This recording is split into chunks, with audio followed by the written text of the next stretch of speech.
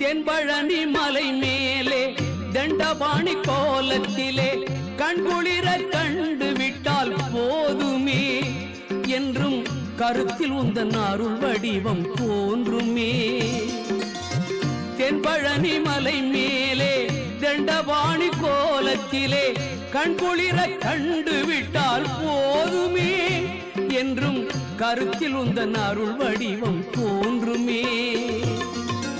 உள்ளத்திலே நீ இருக்க உன்னை நம்பி நான் இருக்க வெள்ளிமலையான் மகனே வேலையா என் வாழ்வு வளம் காண கடைக்கண் பாறையா கடைக்கண் பாறையா.